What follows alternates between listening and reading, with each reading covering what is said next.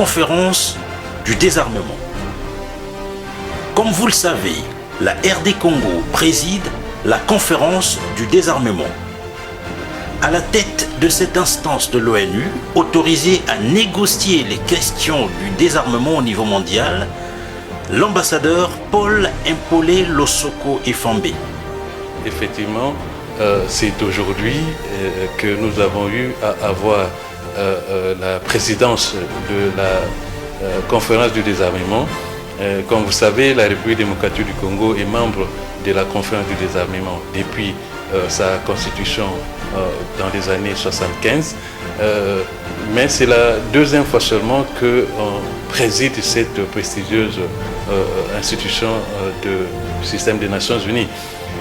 Cette séance a consisté d'abord à donner la vision ou ma vision de ce que je compte faire comme président de la conférence du désarmement, c'est-à-dire la République démocratique du Congo, et également ce que la République démocratique du Congo fait ou a comme engagement et c'est pour respecter la situation du désarmement. Et comme on l'a dit dans la salle, la situation du désarmement concerne au plus haut point la République démocratique du Congo qui, dans la plupart des situations, est à la fois acteur et victime de cette situation de la mauvaise gestion du désarmement. Mais la conférence du désarmement n'est pas un fleuve tranquille. Des débats parfois houleux animent ces réunions. Ainsi, la sempiternelle question de l'agression de la RDC par des groupes armés est loin de s'éteindre. L'ambassadeur de France, chargé du désarmement, qui a quitté Genève après un mandat de 4 ans, n'est pas passé par le dos de la cuillère pour dénoncer cette agression. Je ne veux pas m'échapper à cette question, mais avec grande préoccupation bien sûr, parce que la RDC a été confrontée à de nombreux conflits, à de nombreuses tensions. Je crois que ce n'est pas une bonne nouvelle du tout. Nous ferons tout, vous savez, mon pays, la France, pour faire en sorte que les tensions s'apaisent, qu'on retrouve une paix durable en RDC qui en a bien besoin. Bienvenue à cette émission. Merci de votre attention.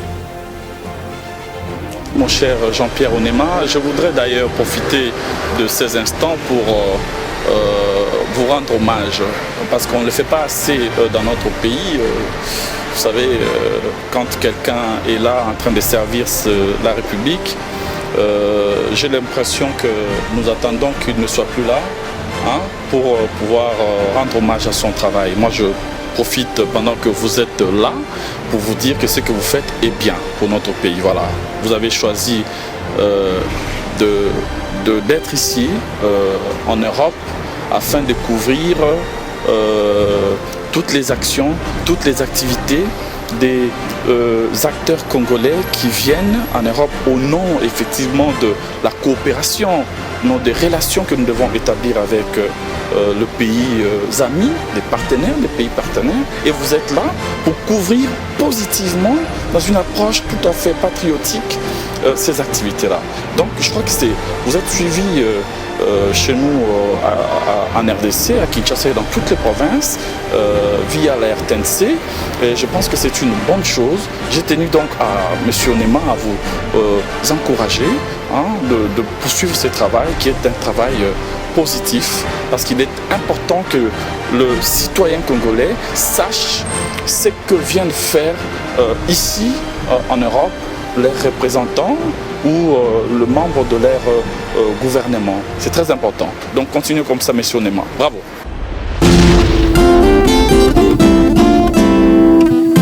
Ali Salah, Marlène Kassanga, Bibiche Yane, Ya Junior Mugwano, Mandombe Osilisi Maloba,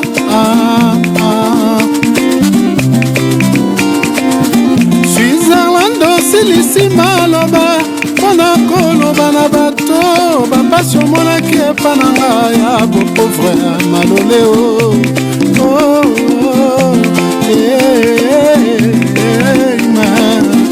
bolingo na motema etungisaka molimo na nyokwami tro ae anana famille senge anana Didi Chamala anana Santa de Charlie anana Jolie Mandombo anana Patrick Isenge Malobalanga Pasi Patricia anana famille Sandoukwe anana Chantilonie anana Koti Gisèle anana Léon Sandoukwe anana Etan Sandoukwe anana Sika Marie Muketela malobananga pasi elongo na pinzoli okotangaka lokola matanga ya mbula na bomba maka noki bamonanga na kolela suicide. Excellences, Mesdames et Messieurs les ambassadeurs, distingués et délégués, c'est un honneur, comme je le disais, et un réel plaisir pour moi que d'assurer au nom de la République démocratique du Congo la présidence de la conférence du désarmement pour les prochaines semaines.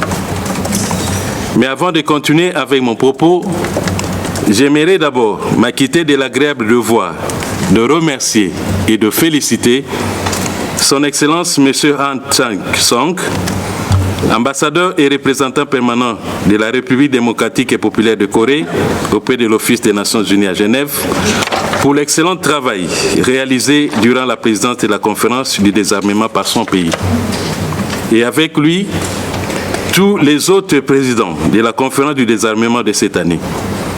Ils ont en effet déblayé le terrain pour nous et pour notre travail. Mesdames et Messieurs les ambassadeurs, la République démocratique du Congo est membre de la conférence du désarmement depuis sa constitution en 1979. Mais c'est la deuxième fois qu'elle prend sa présidence.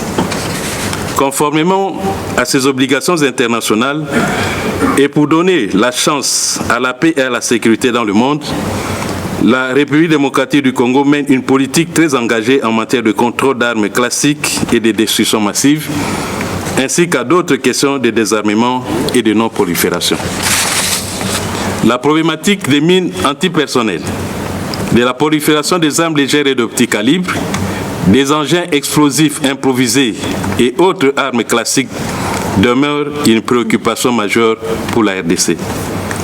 Cette situation est à la base de la résistance de certains groupes armés réfractaires, aussi bien étrangers que nationaux, qui se forment et se défendent, particulièrement dans la partie est de mon pays, suivant les intérêts des réseaux et de ceux qui les soutiennent. L'activité de groupes armés est devenue un business lucratif dans mon pays, avec des complicités à plusieurs niveaux, tant à l'intérieur qu'à l'extérieur du pays. Ils sont alimentés en armes et munitions et autres effets de guerre nécessaires en échange de minerais et de billets de banque. Fort heureusement, avec l'action politique, diplomatique et militaire de son Excellence M. Félix-Antoine Tshisekedi Tshilombo, président de la République et de l'ensemble du gouvernement, ces réseaux mafieux sont de plus en plus défaits, démantelés et dénoncés à travers le monde, brisant ainsi le silence complice aux conséquences multiples sur le sort des populations de la région des Grands Lacs en général et celle de la République démocratique du Congo en particulier, surtout les femmes et les enfants. Les menaces existantes et émergentes de l'utilisation malveillante de la technologie de l'information et des télécommunications constituent un réel sujet de préoccupation pour la RDC. Les pays en développement, tels que le mien, sont les plus vulnérables dans le domaine du cyberespace et ont grandement besoin d'être renforcés en capacité. Pour mon pays, la mise en œuvre des engagements en matière de désarmement permettra d'allouer davantage des ressources au développement durable ainsi qu'à la coopération internationale et aux efforts de prévention pour faire face notamment aux urgences sanitaires et humanitaires. Excellences, Mesdames et Messieurs les ambassadeurs, Dans le cadre de la poursuite de nos travaux au sein de la conférence du désarmement sous la présidence de la République démocratique du Congo, j'accorderai la priorité de mon mandat et de mes actions aux travaux des organes subsidiaires et au rapport à présenter à la plénière. Comme vous le savez, conformément au programme de travail adopté sous la présidence de la Chine au début de l'année, ainsi qu'aux dispositions du paragraphe 5 de la décision DC 22-29 du 8 mars 2022, les rapports sur les progrès accomplis et convenus par consensus au sein des organes subsidiaires devraient être soumis par les coordonnateurs à la conférence du désarmement par l'intermédiaire du président pour l'adoption par consensus. Pour ce faire, je voudrais vous réassurer de ma disponibilité à travailler étroitement et en collaboration avec les coordonnateurs des organes subsidiaires afin qu'ils achèvent le mandat que la conférence leur a confié. J'assisterai les coordonnateurs dans l'accomplissement de leurs tâches jusqu'à la fin de mon mandat. J'aimerais saisir cette occasion pour encourager tous les États membres à participer activement et de façon constructive aux discussions au niveau des organes subsidiaires, notamment en faisant parvenir des préférences par écrit et dans le meilleur délai possible leurs propositions d'amendement aux coordonnateurs afin de les aider à achever le mandat que vous leur avez confié, à savoir celui de présenter les rapports. Après cette évaluation, nous nous sommes convenus comme une équipe d'une voie à suivre.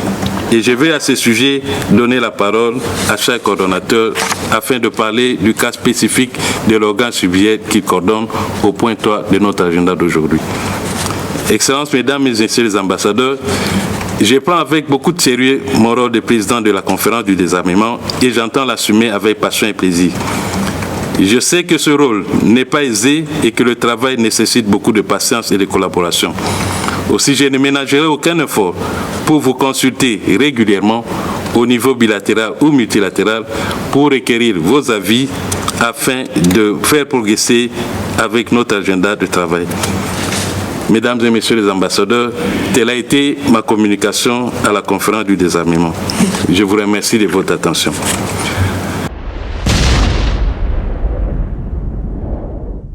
Et à présent, nous accordons la parole à l'ambassadeur Yann Wank de la France. Vous avez la parole, monsieur l'ambassadeur.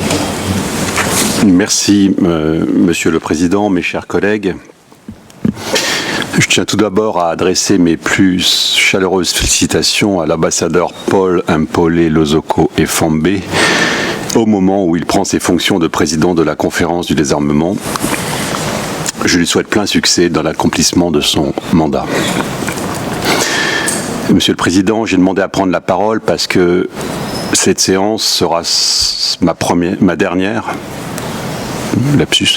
participation aux travaux de notre enceinte. Après 4 ans à Genève et près de 20 ans consacrés en grande partie aux affaires de désarmement, je pars avec une certaine émotion. Les nombreuses heures passées dans cette enceinte, les rencontres que j'y ai faites, les débats auxquels j'ai participé, ne m'ont pas donné le sentiment que rien n'était plus possible dans le désarmement. Tout au contraire. Cela peut paraître évident, mais il n'est pas inutile de le réaffirmer. Le multilatéralisme est la seule solution. Il est indispensable et, tôt ou tard, nous nous retrouverons autour de cette grande idée pour bâtir un monde meilleur. Faut-il désespérer des efforts tentés pour trouver aux problèmes de notre monde des solutions autres que la domination, la violence ou la guerre? La misère et la guerre ne sont pas des fatalités, mais l'implacable résultat de logiques perverses qu'il s'agit de contrer ensemble. Quoi de plus simple que les aspirations de nos peuples? Ils veulent vivre libres, ne pas craindre pour leur sécurité, accéder à la connaissance, protéger les acquis des principes du passé après les massacres déments de la Première et de la Deuxième Guerre mondiale et des guerres de décolonisation qui ont suivi. Ils veulent transmettre à leurs enfants un monde habitable. Chacun de nous, je le pense, diplomates issus de tous les continents, parents, enfants de nos parents, est persuadé que la paix est possible. En ce sens, le métier que nous exerçons conserve toute cette noblesse, toute cette force. Et au moment où le bruit des armes se fait entendre tragiquement et quotidiennement à quelques centaines de kilomètres de notre confort genevois, nous avons le devoir de nous ressaisir. Nous ne pouvons pas nous payer ce luxe du pessimisme et devons chercher des solutions pour stopper cette spirale délétère. Aussi, de la même manière, je continue de penser que le désarmement, pris dans son sens large, est une grande idée, que nous ne pourrons pas en faire l'économie si nous voulons nous préserver de souffrances immenses et inutiles. Il est essentiel pour forger cette paix à laquelle nous aspirons tous. Mais de quoi parlons-nous exactement? N'est-il pas temps de faire une pause et de se demander pourquoi nous n'arrivons plus à nous mettre d'accord pour lancer de grandes négociations de traités de désarmement? En y réfléchissant à froid, il me semble que le débat s'est notamment embourbé ces dernières années dans des postures certes légitimes, mais insuffisantes pour faire avancer la cause du désarmement. Rabâcher par exemple que les armes sont par essence inhumaines me semble constituer un contresens car malheureusement, l'humain est ce qu'il est, c'est-à-dire un animal imparfait qui ne peut faire autrement que de se doter d'outils et de techniques pour survivre, mais également pour se tuer.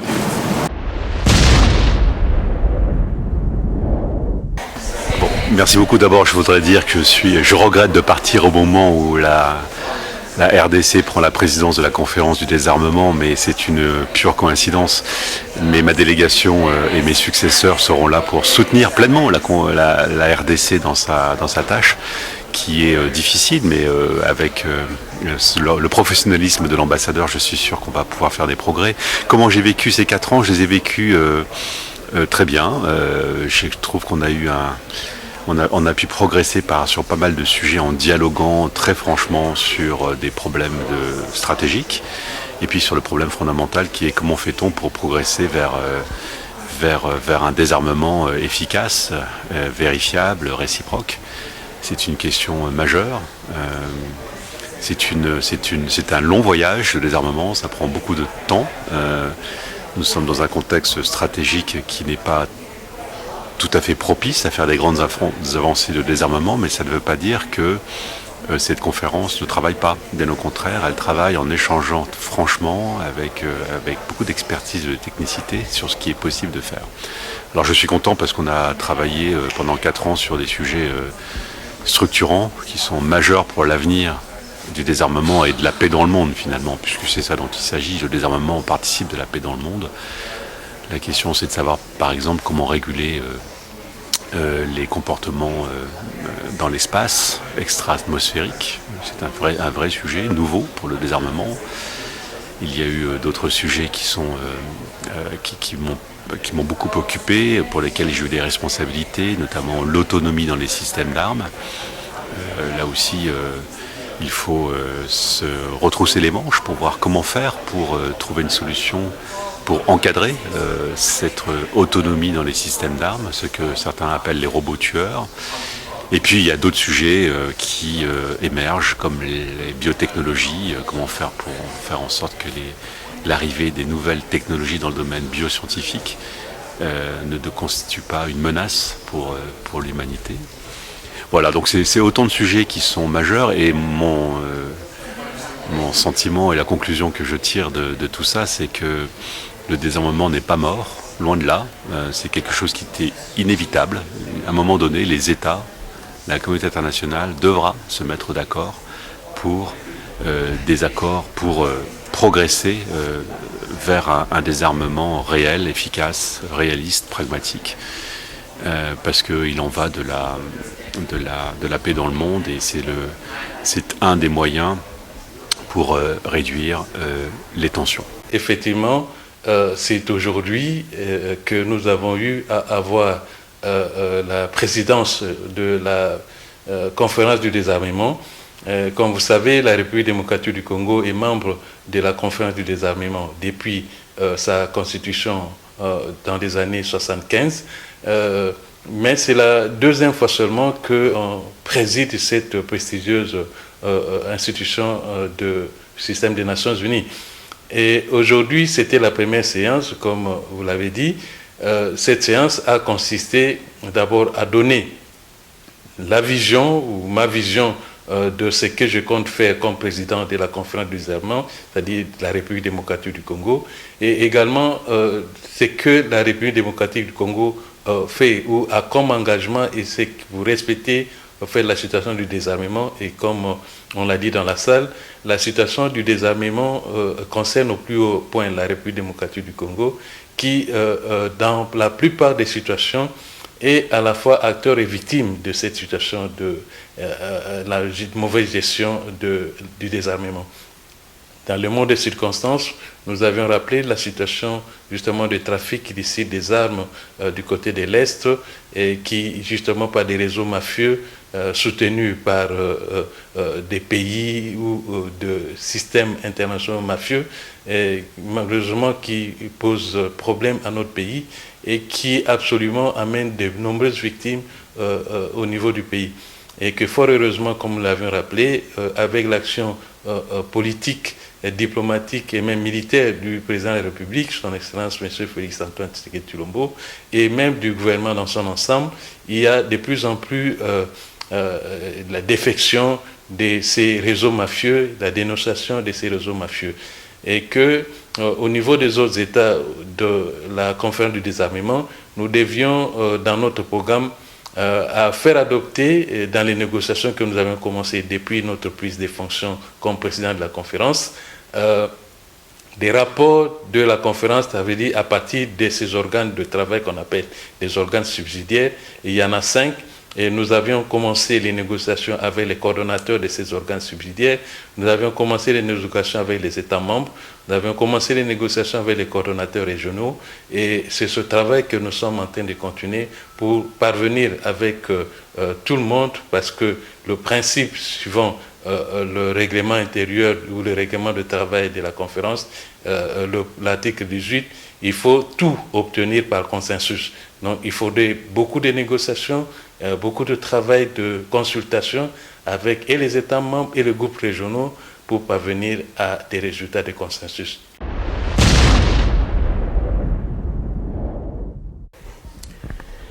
Vous venez de parler de votre collègue, votre homologue, collègue ambassadeur de la RDC qui prend la commande de désarmement.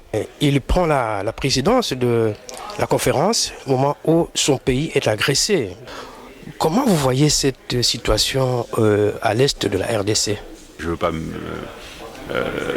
m'échapper à cette question, mais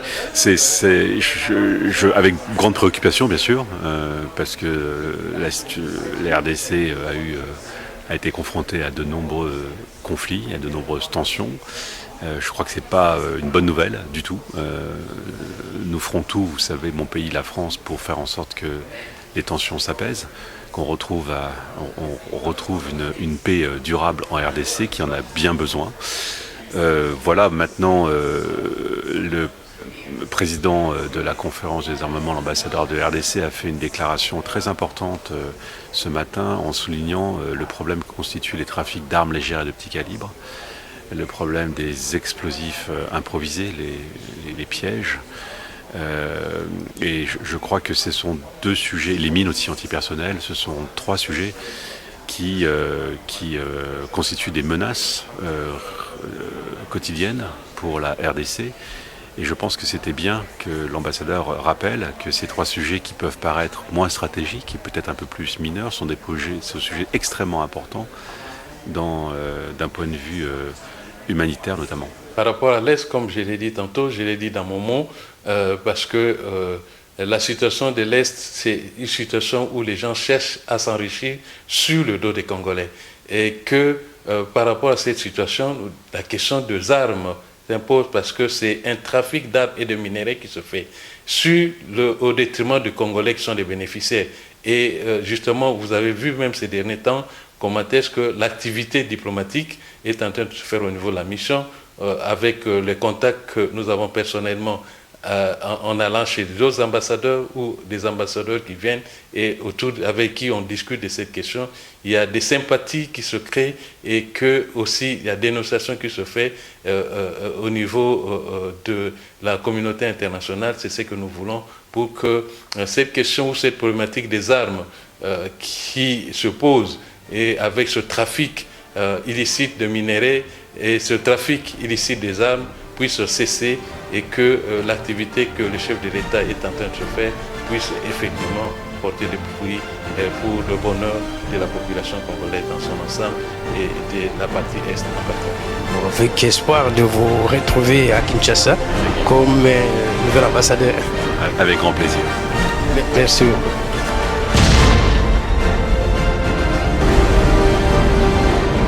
La RTNC, c'est une réalité mondiale maintenant, donc c'est normal qu'il y ait, comment dirais-je,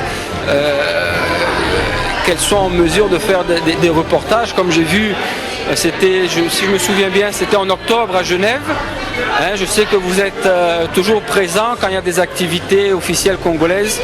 Et c'est normal, c'est juste parce qu'il faut que les citoyens congolais savent que comment dirais-je, les institutions congolaises sont présentes à l'étranger et supportent les Congolais qui sont à l'étranger.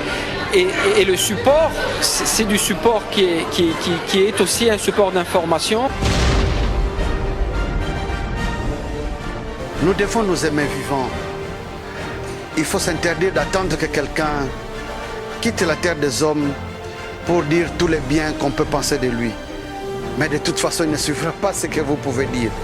C'est pourquoi j'aimerais saluer le travail d'un digne compatriote, M. Jean-Pierre Onema. Plus de 25 ans au service de la République, plus de 25 ans au service de la RTNC. Les différentes délégations de la République démocratique du Congo qui arrivent à Genève dans le cadre de droits de l'homme, dans le cadre de l'Union interparlementaire, dans le cadre de toutes les organisations que nous connaissons autour des Nations Unies, l'Organisation mondiale du commerce, l'UIT et consorts, il reçoit ces différentes délégations et il abat un travail formidable. Monsieur Jean-Pierre Onema, si certains attendent que vous puissiez partir, nous, au nom de la République démocratique du Congo, nous vous disons merci. Et je suis convaincu que le chef de l'État, les gouvernements, la RTNC, l'ensemble du peuple congolais est très fier de toi, du travail que tu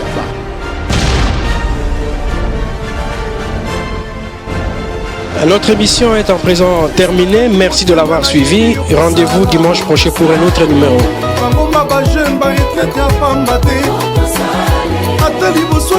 Je garde mon silence.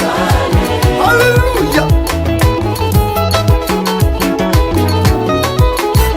Ata tosi tolembi milelo ngambo na ngambo elike epai na ye elongo ya kosaka te vraimen mpona mboka Kongo ata butu eumeli sukazuka tongo juste un peu de patience ayebi likambo na yo kuloyo bilaka na ye mpona bomoi na yo mpona baetudie ya Kongo na bandeko ya diaspora basi bakufela mibali na bana ditike mpona bamama ya gambela na baye ya zando na bosani te baoyo ya kikolo na baya shikwanza